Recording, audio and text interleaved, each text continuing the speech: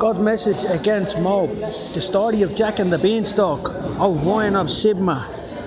Jack and the Beanstalk. Who's Moab? Moab is what's his name? He's the god of the Sumerians. And it's about the Dan tribe as well, the traders in Jack and the Beanstalk. How does it work?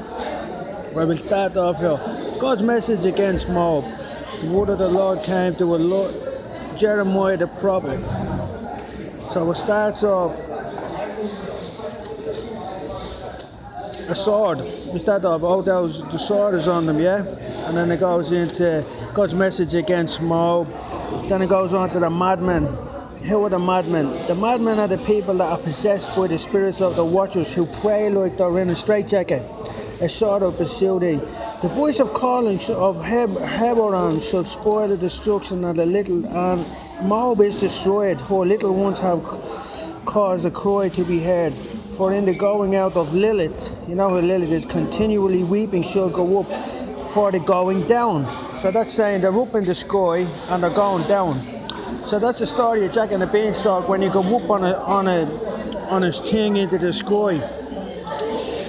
Give Moab wings, it says there, look. So you ever see the god Marduk? He's flying around on a set of wings from city to city in the high places because the beanstalk that was on top of the pyramid sucking up all the life force, using the pyramid as a joint flower pot to get him up to his places in his haughtiness and his loftiness. The vine of sib-mah, it's called, and it goes across the sea. Plants are gone over the sea. How did they get over the sea? They got over the sea with the Dan tribe, the traders, the first ones of the tribes of Israel to take up idolatry and who are not mentioned in the book of Revelations. So here we go. For because thou hast trusted in their works and their treasures, thou shalt be taken. And sib-mah shall go forth into captivity with his priests and his princes together. And the spoiler shall come upon every city, and no city shall escape. The valley also shall perish, and the plain shall be destroyed. All this has the Lord spoken. Give wings to Moab. You can see Moab if you look at the Sumerian text. He's sitting in wings, that it may flee and get away, that the cities therefore shall be desolate without anyone to dwell therein. Cursed be he that doeth the work of the Lord deceitfully, and cursed is he that keepeth back his sword from the blood. Moab had been at ease from his youth, and he had settled in his lees, and had not been emptied from vessel to vessel. The waters of Babylon go up, neither had he gone into captivity. That means he hasn't been caught yet. Therefore his taste remained in him, he likes blood. His scent has not changed. So when God sends hunters to be able to smell him and catch him out, the Lord says, I will send hunters to find them. And he also says, I will give you an adamant on your forehead harder than flint. Therefore, behold, the day is coming, said the Lord, that I will send unto the wanderers that shall cause him to wander. That's he's on the run from the tops of the cities, and shall empty his vessel and break their bottles. And Moab shall be ashamed of sib-mah, and the house of Israel was ashamed of, as the house of Israel was ashamed of Bethel, their commoners. How say ye, we are mighty and strong men of war? Moab is spoiled and gone up out of her city. She went up, and his chosen young men are gone down to the slaughter. So they're going up and down on these Jack and the Beanstalks, which grow on top of the pyramids and suck all the life force out of the land. That's why they had and it tells you that they break them here a bit further. Said the King whose name is the Lord of hosts. The calamity of Moab is near to come, and his affliction has passed. All ye that are about him, bowmen him, and all ye that know his name, say how he is a strong shaft broken. And it's a strong shaft is the beanstalk, and a beautiful rod is a beautiful beanstalk. How the daughter that didst inhabit Dibon came down from thy glory. Dibon must be a city up in the sky, and sit in her thirst.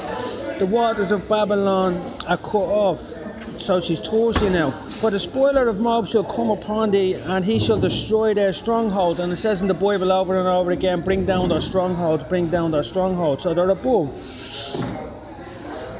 O inhabitants of Aroer, stand by the way, and espy, ask him that fleeth and her that escapeth, and say, what is done? Moab is confounded, Mordek, whatever his name is, for it is broken down. See, it has to come down again. Howl and cry, tell ye Aaron that Moab is spoiled. The judgment is come upon the plain country, and how Helgon and Jazer and Metata, and upon Dibon, and upon Nebo, and upon Bethleham, and upon Kirathim, and upon Bethagurim, and upon Bethmeon, and upon Kirad, and upon Bozrah, and upon the cities of the land of Moab, far and near. The horn of Moab is cut off, and his arm is broken, said the Lord. Make ye him drunk, for he magnified himself against the Lord. Moab also shall wallow in his vomit, and he also shall be in desertion. For it was Israel, for was not Israel in desertion unto thee? Was he found among thieves? For since thou spakest of him, thou skippest for joy. O ye that dwell in Moab, leave the cities and dwell in the rocks, and be like the dove that maketh her nest in the side of the hole of the mouth. We have heard the pride of Moab. He is exceedingly proud. His loftiness and his arrogance and his pride. His loftiness is up in the loft, he's up high. And his haughtiness of his heart.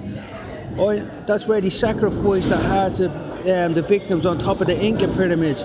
I know his wrath, said the Lord, but it shall not be so. He lies.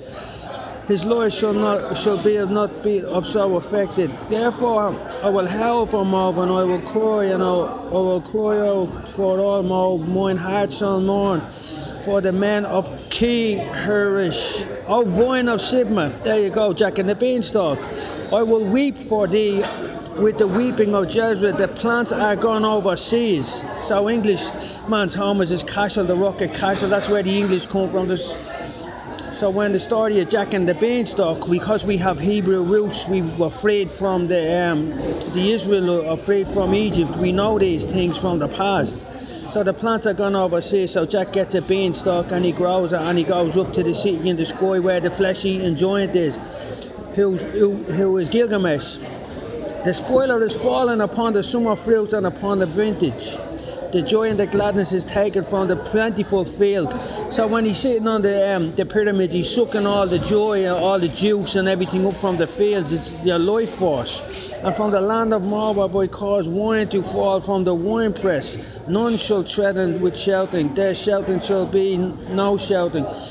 From the cry of Heshbon even unto Elet and even unto Jaz have they utterly their voice.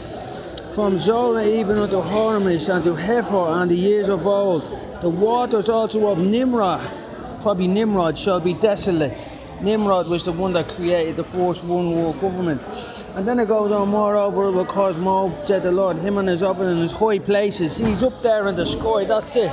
Jack and the Beanstalk. He's coming down. In for the penny, in for the pound. When we take them down to the ground. Motherfucker, yeah.